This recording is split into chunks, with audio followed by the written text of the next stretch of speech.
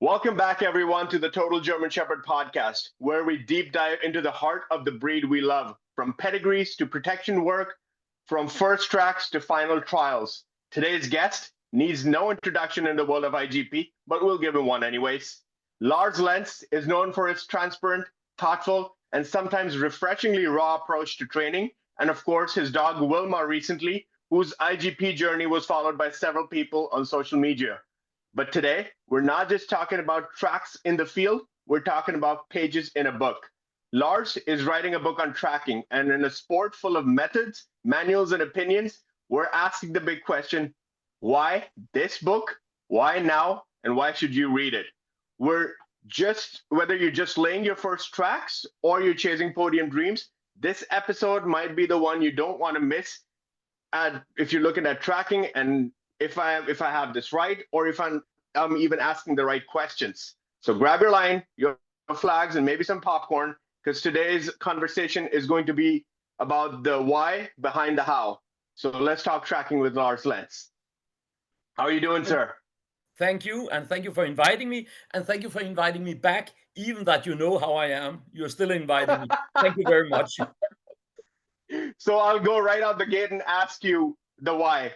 There are quite a few books on the subject in the market. So what made you feel that the world need your perspective to add it to the mix? First of all, if you know about a lot of books, or at least some books for specific IGP track, who is newer than 10 years old, I would be very surprised about that because I can't find them. I have not seen them, but maybe they exist.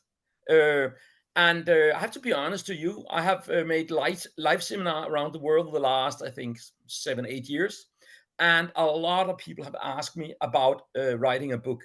And hey, come on, in between you and me and the rest of the people who hopefully is listening, uh, I went 7 years to school. I Yeah. cannot even spell my own name. So I refuse. I was having goosebumps, and so no, no way, no way, no way, no way. But then I was in Portugal last year, and there was a young lady. She looked up and down at me and said, "Have you heard about AI?" And I was like, and she said, even if you cannot write a book, Lars, you can find a ghostwriter or you can make a video and then we can take it from AI to a book. There are many, many ways to help you. Yeah. And then I put up on social media is the interest for a book. And that was quite surprisingly for me to see, or happy for me to see how many people who actually was looking for a book about track. So that was actually the whole start.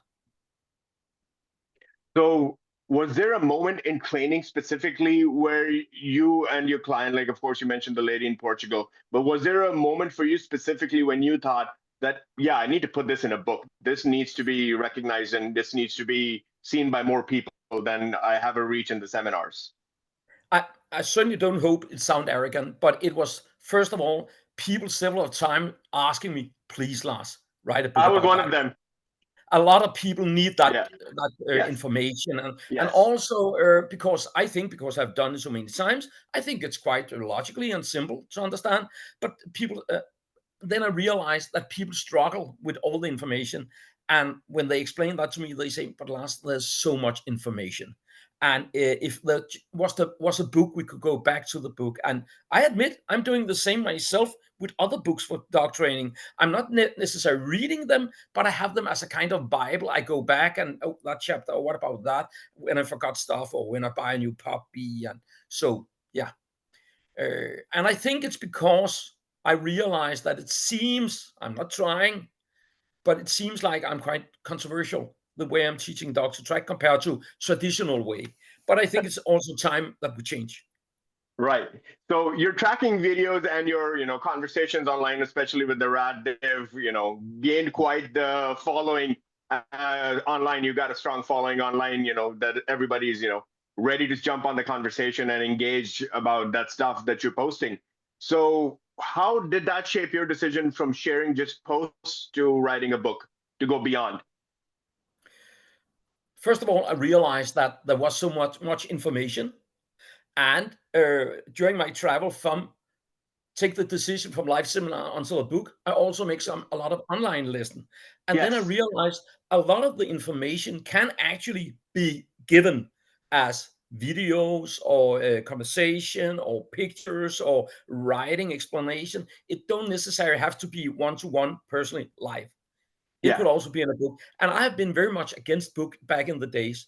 But now, again, with modern technology, the whole idea about a book I make, it will be with videos and Right. pictures, and so people understand it easier, including me. So, so it would be a multimedia experience, not just a written book.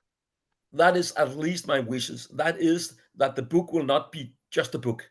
It will Yeah. be a platform. It will be, first of all, a book, an ebook, maybe also paper. I'm not sure about that yet, but also with connection to a lot of videos. So you can see explanation, look at the video, how to do. So they get the explanation, see drawn pictures, see photos, and video for each stage on track training. So the audience, let's talk about your audience that we're looking at to target with this book. So is this written just for beginners trying to understand foundational concepts like you just told me? Or is it for seasoned competitors looking to sharpen their edge and go from, let's say, maybe a 91 to a 96? You know what? That's actually a very good question. And if that had been for some years ago, I would be frustrated about it and didn't know what to answer.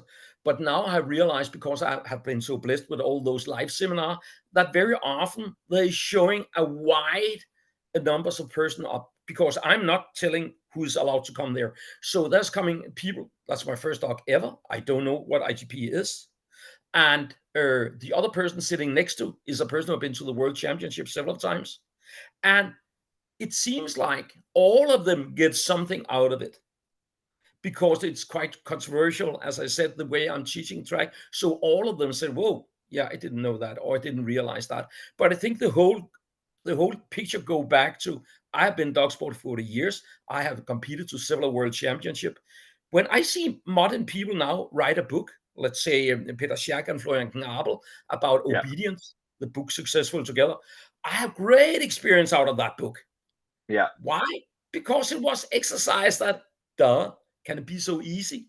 It was Yes. really lighting up my mindset several times, even that I have been on a high level. And if you ask them, maybe that book was writing to people who was beginners. I don't know. Yeah. But Sure. my picture is, it is for everybody, hopefully. Right. Like And by there's a the way, saying. a little comments to that. Some very often, police people is contacting me and asking me for help for police track, and I said, no, sorry, I don't know anything about that. I only know about IGP track, and especially in the United States, now and then some people, they are maybe listening now, they are sneaking into my seminars, canine officer. Right. And after the seminar, they're coming back to me and they're writing very nice letters to me about how much they actually get out of those seminars. And I Oh, said, that's "Oh, wonderful. no, I'm happy, I'm blessed about that, but I didn't know it because I don't Yeah. have a clue about police tracking. But it seems like they can get benefits of it too." That's wonderful. That's absolutely wonderful. So it's there was a saying that I was going to say earlier. It's people that are at a high level, they always do the basics many, many, many times. Exactly. Yeah. And the more I train with people, the more I realize that how simple it actually is. It's more a matter about explain it in a simple way. Yeah. I mean, If you can't explain it to a 5-year-old, you don't understand it yourself, right? exactly. If you Yeah. start making it too advanced, I typically say to my live seminar, please question me all the time, Yeah. because if I can not come up with a very, very logically explanation, don't trust me, don't believe me, don't listen to me, then it's probably bullshit. It should be simple. Why? Because the dog is quite simple. It's Right. not rocket Absolutely. science. Come on. Right. So do you believe this is going to be primarily a field guide, philosophical journey, or a step-by-step manual, or something in between? Well, you know me already a little bit, like as a person. My vision is that I want to make a book who is different. And what is that?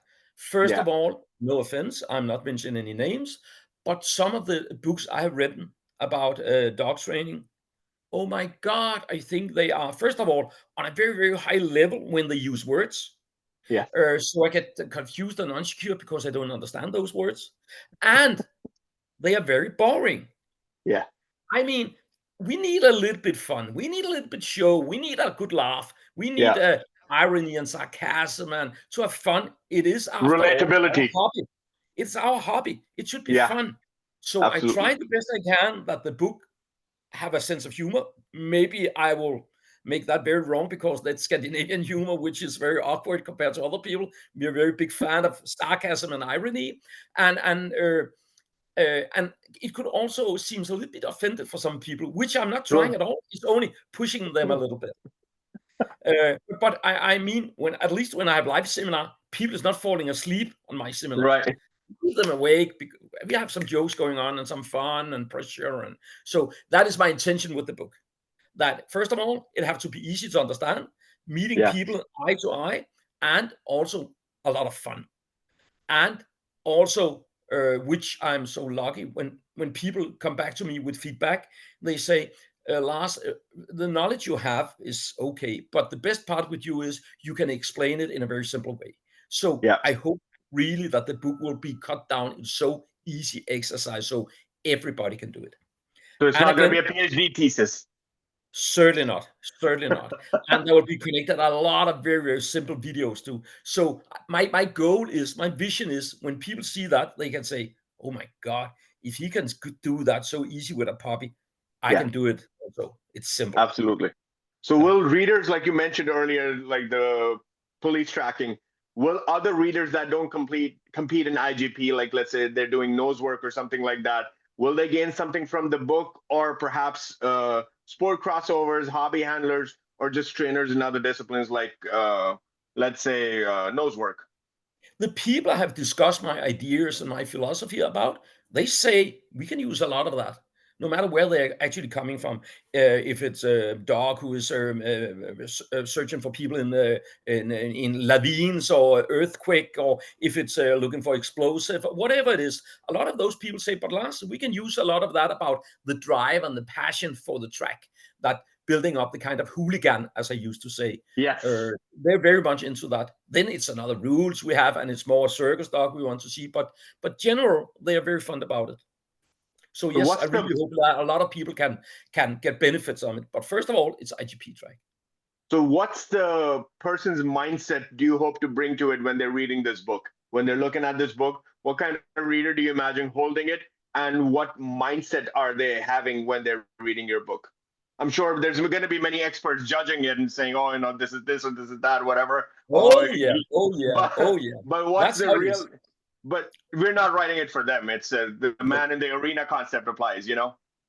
I'm ready for that. I'm very Yeah. much ready for that because I know when you put the head into the guillotine, Yes. it's dangerous. But, but But but for me, the first wishes I have, my biggest yes. hope is that people, when they always read a few chapter in the book, they do like this with the shoulder.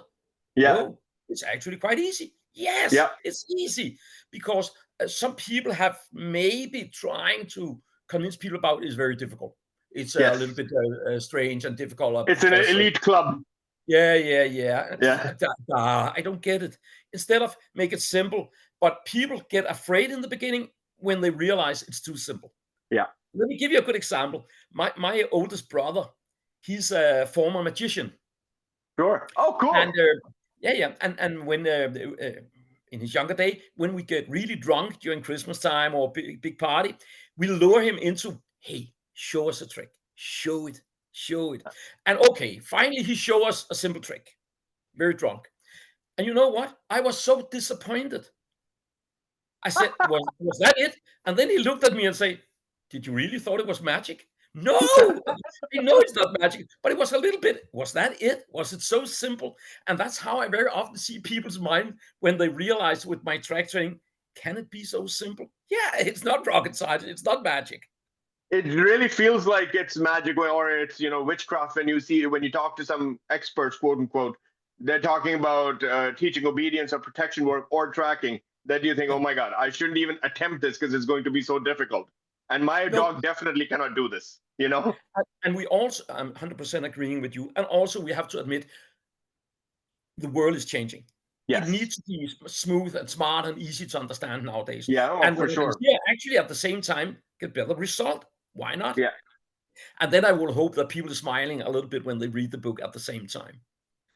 So, from what you've seen on social media, from what I've seen on social media, you're not afraid to, go in the messy middle, the messy part in the middle, the struggles, the resets, the real stuff. You mention it all the time with Wilma most recently, and you're talking about your, failures as much as your successes, more so the failures than the successes in our conversations previously. Is that the tone that the readers can expect in this book? Yes, yes, very much. And at the same time, build up very much around logic stories. It should make sense. Come on, if you do that, do I need to tell you what problem will happen? Right. And then another vision I have is because for me, IGP track, it's not really tracking for me. It's more a Sure. kind of exercise. Yeah. Obedience. So I spend a lot of time nowadays convincing people about, and I will do that in the book on every chapter. If you're in doubt about what to do, think about what would you do in obedience? What would you do in protection work? And then try to take those tools and bring it into your track training. Because very often it is the same. I mean, Yeah. we talk about negative reinforcement, avoiding positive reward, all that. And people, that's what I think is so funny and why we really need a book about track. Because people is so skilled in obedience and protection work. They are really skilled. They have developed so much the last 20 years. I mean, Yes. it's crazy how we have changed and get better, uh, but not on track. So I think it's time that we take the last part of our IGP sport and bring that into the same frame of what we are doing with dogs. I mean, I have been in dog sport 40 years. I still remember first time I saw a man bringing a ball into obedience. It was like burn the witch, burn the witch. We have never seen anything like a ball in obedience. It's black magic.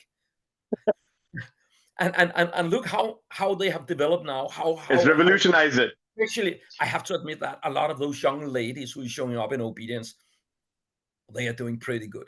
They Yeah, are. for sure. Yeah. Absolutely. Yeah.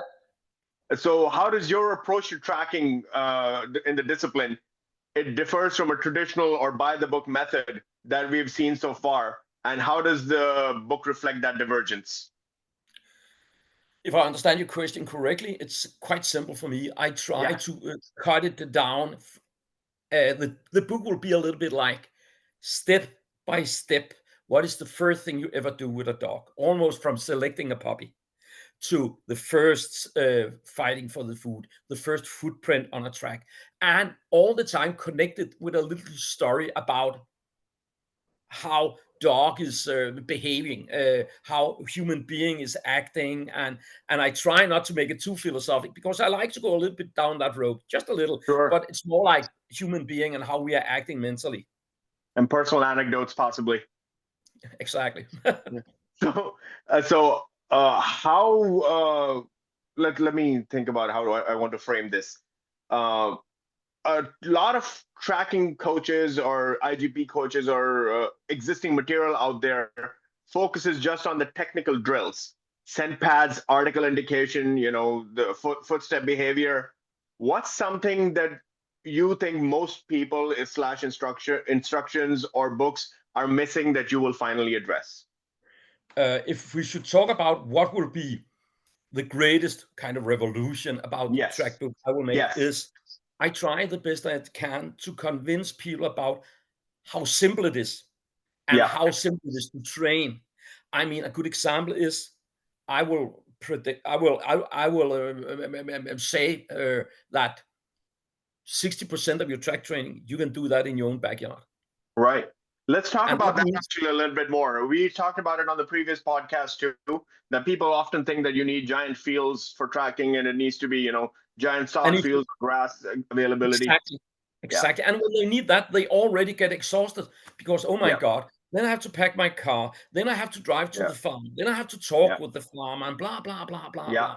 blah. Uh, and then another thing, which I hope I also can explain people in the book, is first of all, it's only my story.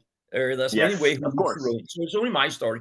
But one of my story is also that if you train intensely, you can take a long break. Yeah. That means if you train really, really, really intensely, let's say a month, 2 months, you can take a break 2, 3 months. So if that is right, which I will try to prove the best I can, then we can get rid of all the bad excuses. Oh, it's winter time, it's snow and freezing. Doesn't matter. You don't need to track during the winter as long as you have done your homework good when it was not winter. Oh, Yeah. here in the summer we have fire ants. Then don't track when there's fire ants. You don't need it if you have done your Track at homework night. good enough. And one of the good proof for me is if you are in a dog club and there is a person who have an old retired IGP dog, let's say 14, 15 years old, ask that guy to bring the dog one day and lay a track to the dog. He will Yeah. say, no, no, no, no, no, no, no. My dog have not tracked for 7 years. My dog is not ready for that. Try to convince him. Bring the dog, lay a track. I will guarantee you that dog, if it's well educated, will track 95% of the quality the dog was doing for 7 years ago. Absolutely. 100%. So, but when we realize that, we Yeah. get rid of all the bad excuses. We have time Yeah. to go to holiday instead of having all the time bad conscience and nervous because I cannot train. You don't need to train if you Yeah. do it properly. Yeah. Or doom scroll on the internet. Forget going on a holiday. Everybody just scrolling, losing hours of the day. And I have also been very inspired some years ago about Arnold Schwarzenegger when he Yeah. said people have no time for go to the gym. Maybe you could find half an hour where you watch television, or Yes. maybe you can sleep half an hour less, or Yes. whatever you're doing. Because if you start measuring your day, and at the same time, I have convinced you about, you can actually do it right outside your front door. Yeah. It won't take a lot of time. So very often I'm into. Please look at the time frame on the video I make here. They Yeah. are very often not more 1 or 2 minutes, and look how Sure. much training I can do in 1 or 2 minutes. Absolutely. So yeah, I hope that was the answer to your question. So let's talk a little bit about the philosophy. You often talk about tracking as something closer to a conversation than a command to the dog. It's an interaction that you're having with the dog instead of just telling the dog, hey, do something. Can you share how this belief is woven into the book? And let's talk about that philosophy a little bit more. Correct me if I take the wrong way now, No, we but want the long way. you're welcome. One of the things which I really understand nowadays is when I look back in the old days how I trained dogs and how I've changed now, how Yes. much I have been smarter and more intelligent and all that, but also much more fair to the dog. Yeah. Absolutely. And that means I'm not fair to the dog because I'm Mr. Nice Guy and I'm a soft hippie. No, but because it makes sense in my training and I can see the outcome is getting much better. Instead of if I am too precisely and correct to the dog, I take the self-confidence away from the dog. So you can say I'm starting to become much more fair to the dog. Let me give you a short example. If you have footprint on a track, if the goal is we want the dog to go from footprint to footprint with the nose, then when the dog is coming to a corner and the dog overshoots the corner and people correct the dog, first of all, I don't like to correct the dog in the corner, but nevertheless, if I decide to correct my dog in a corner, in the old days, I maybe correct my dog for that distance overshooting the corner. I will never do that today because let's say that the official distance between footprint for official track layer is 65 centimeters. Then logically for me, I must accept footprint, footprint, footprint when the dog is coming to the corner, that the dog goes to the next footprint, which is not there, which will be 65 centimeters away before the dog realizes, there must be a corner. The track doesn't continue straight out here. That means, literally, as long as the dog have the back legs in the corner, that's okay with me. Because that makes sense for me in my dog's mindset. That if I teach the dog to go from footprint to footprint, I must accept my dog is going to the next footprint, which is not there. And the dog realizes, there must be a corner. If I don't do that, if I tell the dog, no fucking hell, I want 100 point every time I go to a track, so I kill the dog for that distance, then the dog will, of course, start looking for corners in between the footprint, which He's will second create a guessing lot of himself. stress and hectic and checking and circling and whatever. And That's maybe just can a miss little example of articles. how to be more fair. Sorry. I said, and maybe can miss articles because he's so frantic at that point. Exactly. Or Yeah. something about, that's a good example, touching the article. Yeah. Please do me that favor. Read the new rule book and tell me, where does the rule book says the dog is not allowed to touch the article? It doesn't say anything about it. No, it I doesn't. admit the judge can then say, yeah, but the dog was not calm enough. Yeah. But okay, be my guest. Take 1 point for each article, then I get 97 points. Instead of That's right. kick the shit out of the dog, or I've seen quite nasty equipment Yeah. sold to a big competition with needles. So if the dog touched the article, the dog get hurt, and then the dog start avoiding the article. That Oh, was that, bad yeah. dealership. I mean, pick the low-hanging fruit. Yeah, your dog don't touch the article anymore. No, Don't stop on the article either. exactly. So if we talk about one line in my book, I talk about very often is, I'm never aiming for 100 point. I'm No, aiming for 95. If I can make 95 point all over, on all condition, on all weather condition, all kind of track field, I'm into the game. you're on the podium every single time. Almost. Or, Yeah. but I can guarantee you, if you go for 100 point, been there, done that, you end up with a scorebook 100, 99, 0, 0, 0, 90, 0, 0, 100, because the pressure is so high. Yep. And So what I really like about the modern IGP sport is that the good judges, they're very good to look at the dog and decide that dog is under too big pressure. I they're like that. few and far between. They're few and far between, though. I have Yeah, seen judges reward dogs that are afraid for their life on the track. yeah, You can see it on the behavior as the handler approaches, and the dog's body language completely changes. And this guy gets 95 points at the end. you are right about that. But the only thing we can do as dog handlers is support the good judges as good as we can. Yeah, Because I absolutely. really enjoy that judges who is giving correct critic for a dog who's beaten up. Yeah. Because we don't want to see that in a modern game. No, never. No, that's painful to watch. No. And also Uh, because the whole environment around dog sport have changed dramatically. yeah. I Thank mean, God. it is not acceptable, which is okay for me. Yeah. I like it. Yeah. So, how much of the book is about shaping the handler's mindset? Let's go into that. Than just not just the dog's work.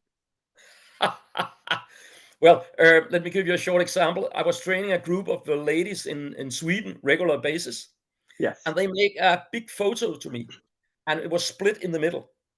And the first part, they were sitting in a car, 4 ladies, driving to a seminar with Lars, and the other part was driving home from a seminar with Lars. They was totally exhausted. I was together with 2 ladies from Sweden, Monday and Tuesday this week. They was like, because the information and the change of mindset, and I know I'm taking a lot of space and pushing them with my language or lack of language. So I'm pushing them a lot, so they get very busy in the mindset. A lot of So French is I will, used. so I will say I'm training much more people than I'm training dogs. But So you've also, mentioned. Go ahead. I have people in a seminar. Yeah. That's way too short time to teach a dog anything. Yes. But I can Absolutely. teach the people to change the mindset so they can go Yeah. home and do another homework. So you've mentioned before that mistakes teach more than your successes and just doing drills. How does that philosophy show up in the structure of storytelling in the book? Uh, yeah, thank you for that question, because Yeah. that's very essential for me. Meaning, very often when I see people train something with the dog, which doesn't work, I ask them a little bit upset, hey, what are you doing? Yeah, but does it work? No. Yeah, but why are you then doing? But I don't know what else to do. And I thought a lot about that. And I think that we have a problem, or at least I'm spending a lot of time talking about that subject. People who's not used to train dogs, they do something even if they think, or even if they know it doesn't work, because they don't know what else to do. But it's like they are almost blaming me. Hey, Lars, but that's because you have such a creative toolbox. You can just grab another tool. But that's not how it works. For me, it works in 4 steps. When you train an animal, first step is admit it doesn't work what you're doing. And that can be difficult, especially for a man over 50. Yeah. To admit something doesn't work, that can be difficult. But when we have admit that, next step is not to change, No, next step is stop what you're doing. Even if you don't know what to do. Because if you promise yourself, I'm stopping doing that, then you are suddenly laying in your bed in the middle of the night and thinking about what to do, what to do, what to do. And then the creative process start. Because sorry to say, I'm not well-educated person, but I know, at least for myself, that the creative ideas is never coming for free. They are coming when you're under pressure. Then you get the creative idea and then you can try them. I mean, a good example about creative ideas, during the Second World War in Denmark, we didn't have any coffee. And then the farmer figured out, if we take some of the corns from the field and roast it in a special way, we can create something who tastes a little bit like coffee. But would they do that if we have coffee enough? No way. No, for sure No not. way. And I mean, Necessity is the mother of invention. and no offense, you're coming from India, right? Yeah, absolutely. Yeah. I am so impressed when I see a, a mechanic of a car down there, because you don't have a lot of fancy tool. When he can repair a car with a stick and a key and a little glue, yeah, whatever. That's And more. I mean, in That's more. Denmark, I you think have you're to be so thinking. fancy everything. I think you're thinking Cuba more than India. Well, I've been in India and I have seen motorcycle mechanic fixing motorcycle with equipment I They're thought, pretty what? amazing. They're pretty amazing. The roadside mechanics are pretty amazing. The Yeah. ingenuity, the ingenuity of the situation that they possess is they're making the most of it. And going back to dog training, I think people is so scared of leaving a system or a training philosophy which they know doesn't work, because they don't know what else to do. But they need to understand, do it, leave it. If you don't like it, leave it. You don't need to hit yourself with the hammer on the finger every day to figure out it hurts. When you have done it one time, you know it will hurt. Stop. Let's color it with a personal experience. We talked about your experience with your dog at the Masters Championship when the tracking didn't go your way. Let's talk about that a little bit to refresh the viewer's memory. Yeah, long story short, when I was, let's go a little bit further back, 6 months. 6 months before that competition in the United States, I consider myself as the fucking godfather of track. I was having a young dog, Jabina Gustav was the name. I was having an average score of 99.5 point on all the track, IGP 1, 2, 3. So I Yeah. was good. But it was because it was not competition track. It was home trial. It was my own feel. It was own judge. It was I choose the judge, and I didn't choose a hard judge and all that. And then I thought I was good. And then I go to the Danish nationals, and then I get 6 points to the Danish nationals. And that was really hard for me. But it was not hard enough. I didn't learn the lesson because I was still convinced about I was so good. And if you are like that as a person, you start finding excuses. Right. Then I blame the judge or the track layer or the weather or the birds or Yeah. the feel. I don't know. Blame everything. You had a bad day, whatever. Whatever. Yeah. But then 3 months later, when I go to that Masters tournament and fail again, even I have to admit, if I'm failing 2 times in a row, and actually deep down I knew there's nothing wrong with the track feel or the track layers, it's time to change. And for me, without those 2 dramatic fail on track, I would not have changed anything on track. I will still be traditional, because why should I change a winning team? Yeah, absolutely. If So it's not broke, don't fix it. no, we are very much more open-minded to take new knowledge when we are really down. Yeah, absolutely. It's Absolutely. difficult to change a mindset on a person which is convinced about, I know what I'm doing. Yeah. So the growth never happens in success. You're right. Yeah. So let's talk a little bit about the structure. Will the book include actual tracking plans, troubleshooting examples, or case studies from your personal journeys? First of all, my vision is that the book will cover all aspects around IGP track. When people have read that book, there should not be one single thing which is not covered, from equipment to training philosophy to how much training I'm doing. But please remember all the time my story. But I Yes. try all the time to explain why I'm doing that and what the risk is if I do something else. Right. And also being honest about what the risk is about what I'm doing. And then there will be some troubleshooting about After you have read the whole book and understand the whole book, you're still making a lot of mistakes. What then? Yes. And so, but it should be as simple as possible. Yes. For me, it is, and the book should be like that. Every time people have a problem, stop, continue training what you're doing now, or go one step back until you have confirmed your training, and then continue. I can give you a short example about that. I will not mention any names because then people Sure. start screaming and yelling. In a country far away from here, during the winter time last winter, they was invited a world-class dog trainer and his wife for obedience seminar. Uh-huh. And they was so much up in the arms and happy and expect they were so happy. And after 3-4 days, when they left, they were so disappointed. People. Oh, I know what you're talking about. They contact me and they say we have to make the basis position every day for 3 days. And I talked with the trainer, and he just laughed and said, "Yeah, but do you think it would be better that we take one step healing if the dog cannot even make the basic position?" That's right. And that is, yeah, he nailed it.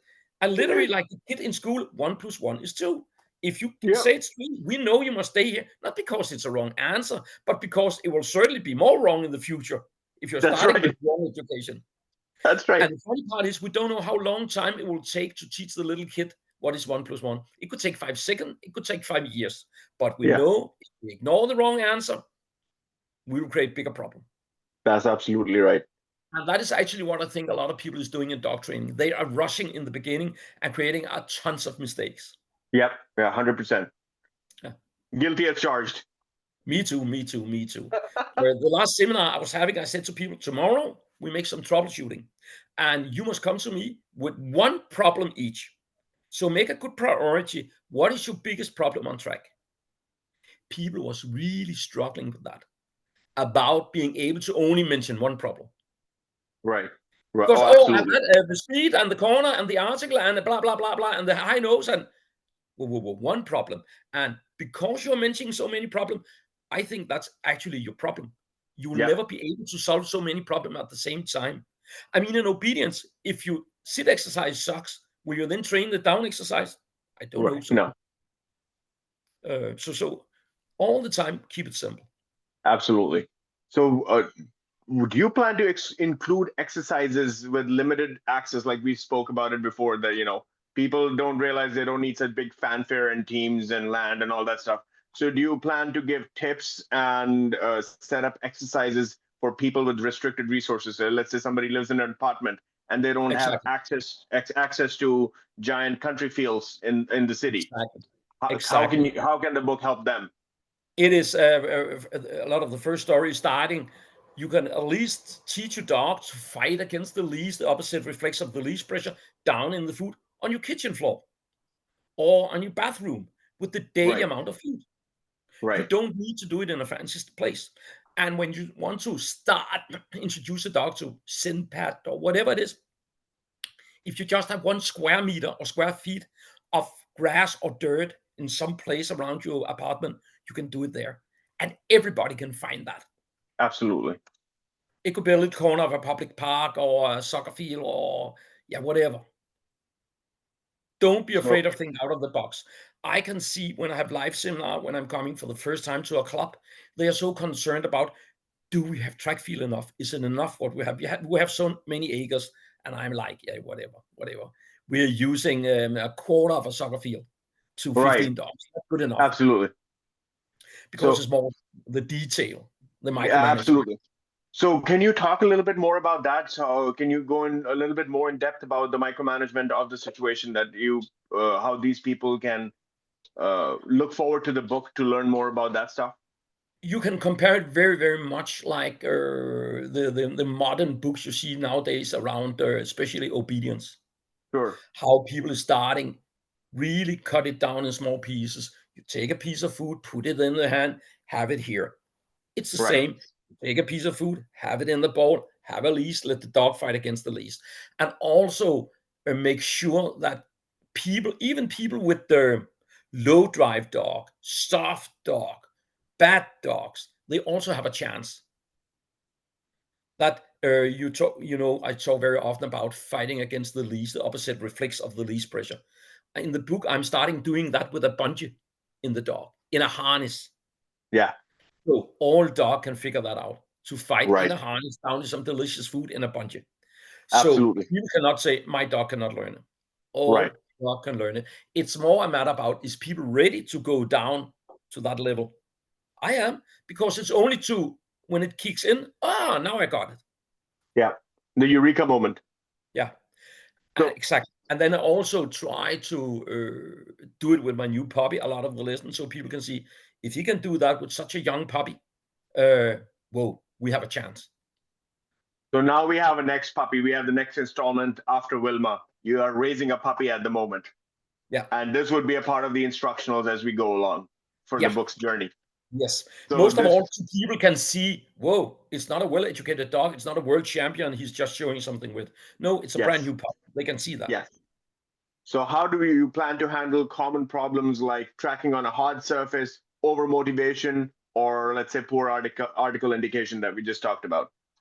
Every single thing, there will be an example. Let's say you have a dog who is so wild and crazy you cannot handle it without a prong collar. Okay, Yeah. then take the prong collar away, but I make sure, look at these exercises I show you here, where you track Yes. like this. That will take more of that drive out of the dog until you're satisfied, and then you can build it up again. Letting the dog think Talking more. about that, I'm also spending a little chapter in the book talking about equipment and animal abuse, because the book I'm writing, I have to realize the book is going all over the world, and there are very different way that you are allowed to train a dog Yeah, regarding absolutely. equipment, e-collars, Absolutely. prong collars, cattle stake, whatever people is Yeah. using. So I make a short story about that no matter what, we must respect the law in the country we are in. Yeah. Oh, absolutely. Yeah. You have to be in accordance with the local laws. Yeah. And what do you hope the reader takes away from your book a year after they've read it, not just in result, but in mindset or philosophy? It is okay when people they have read the book, or actually I would like that if they say, "Oh, he's an arrogant idiot," but it makes sense what he's saying.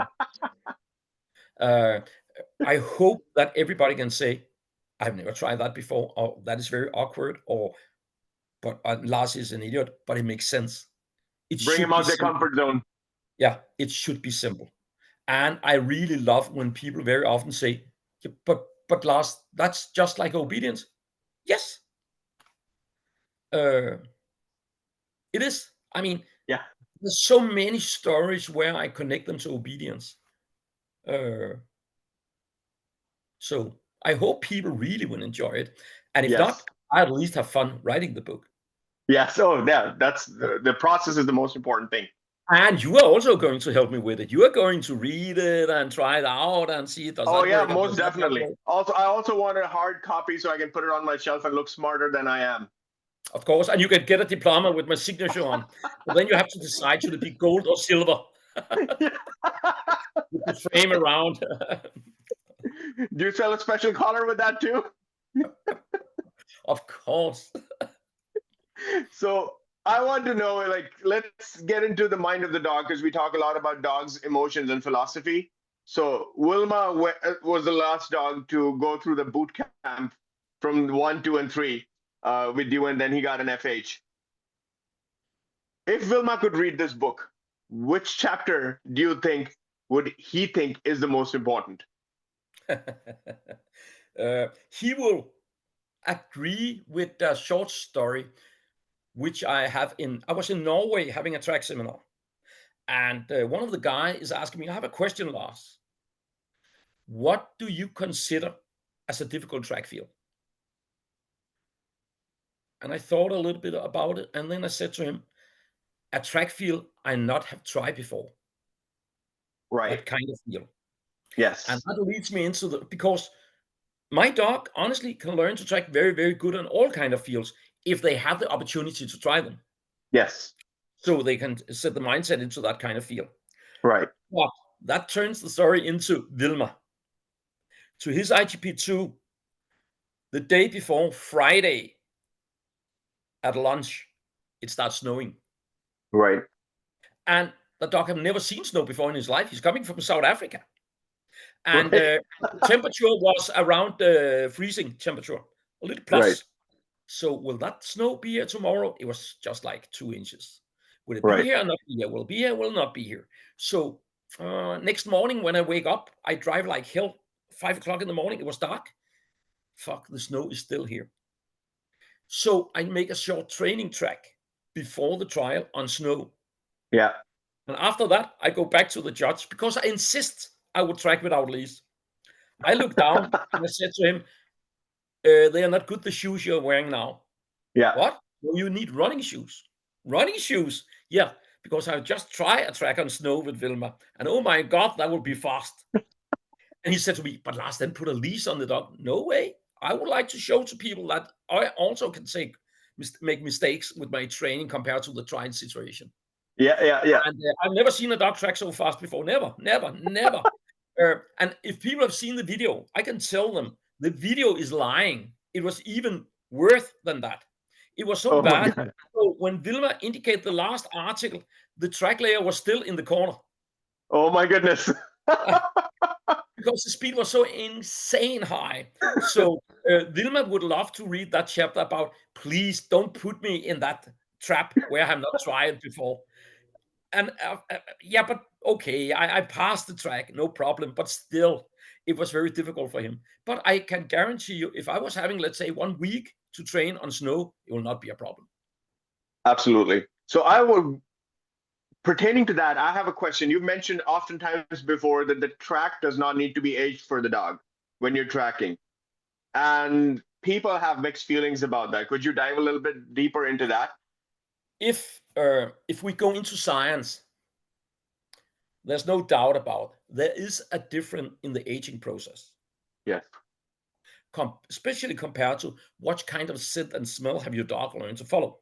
Yes. Is it the scent and the smell from the person, from the hair, the fur, the skin, the textile fiber, or is it the disturbance of the surface? Yeah. That's different than that. But my philosophy is, no matter what we choose, is that little scent and smell or a lot of scent and smell, it is still so bloody easy for the dog who can find coronavirus, cancer, diabetes.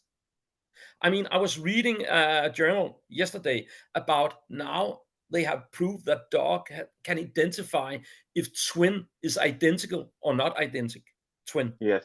just Yes. by smelling the sweat. Yes. Should it then be a matter about minutes for aging of a track? I don't believe that. But nevertheless, talking shortly about that, or well, it will make some difference, but that difference is on such a little different for the dog because it's already so easy. And when I decide not to age my track, I can make 5 times more track in the same time because I don't have to sit and wait until my track is old enough.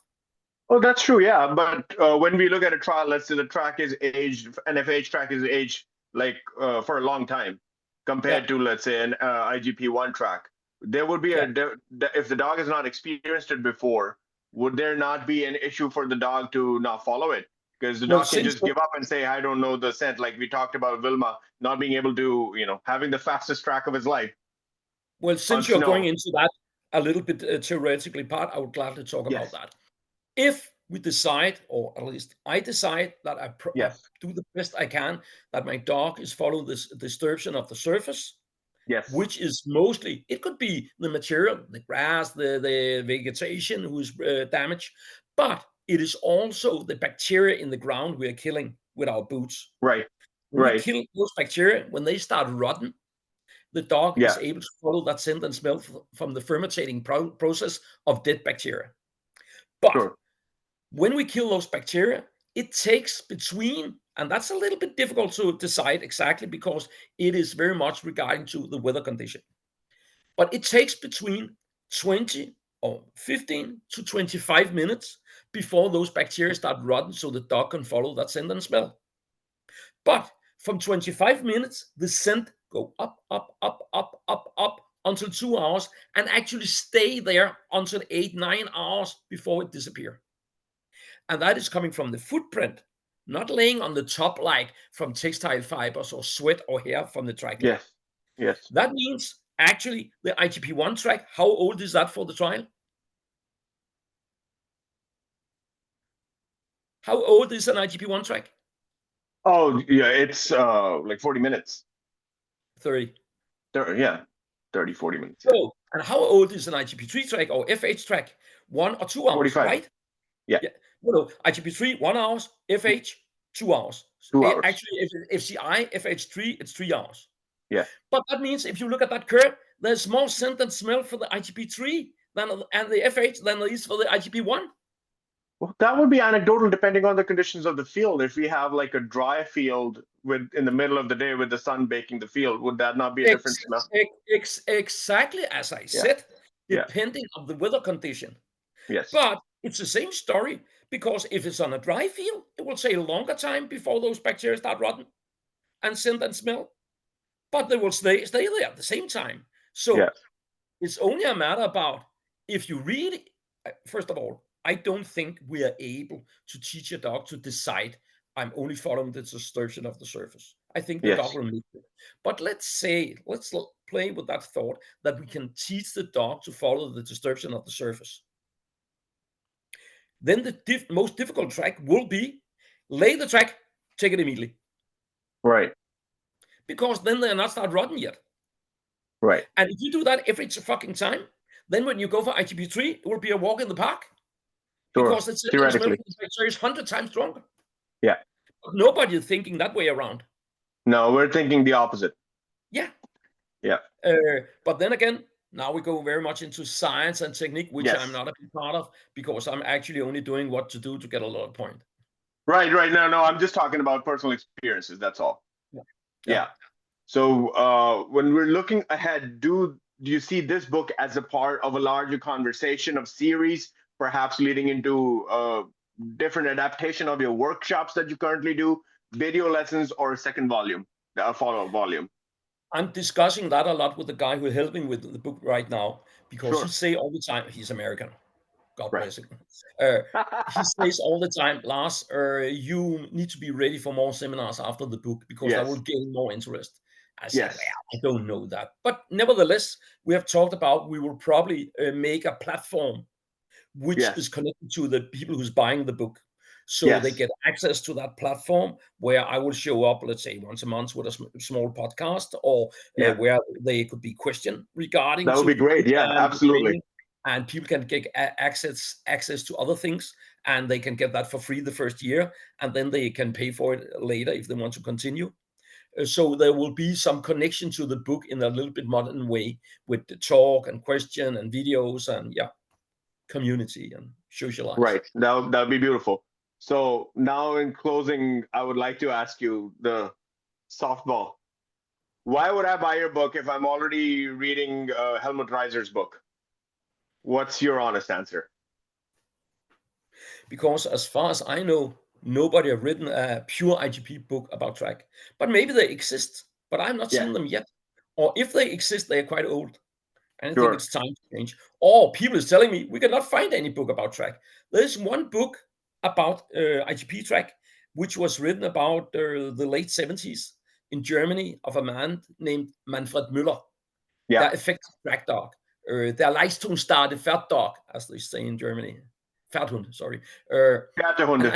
And that is a very, very good book, but it's Yeah. very old school, the language, and it's a little bit boring. It's And dated. yeah. So we need to update that, but I get very inspired from that book a lot. Yeah. No doubt about that. But even that guy, he was a little bit in front of his own time. I mean, that was in Yes. the late 70s. When you buy that book in the old days, you receive a Betamax videotape. Wow. And you can look at the video recorder and that and read the book and look at the video. So, yeah. It's funny, in the age of TikTok, we're talking about Betamax. Exactly. Yeah. Yeah. And people even didn't know about Betamax and VHS and Philips 2000 and whatever it was, all that. It's just show how old I am. I've never seen one in life. No. I have to give you that little one. I was having a seminar and people is laying food in the heel. And I said, Yes. it's difficult if you walk and put it behind you all the time. And then there was a very young lady showing up on the seminar and she just dog walk like a dog and put food in the heel very fast. Right. And she laughed at me and I said, yeah, but look at that young lady. She's a fucking Jane Fonda. And then she said to me, who's Jane Fonda?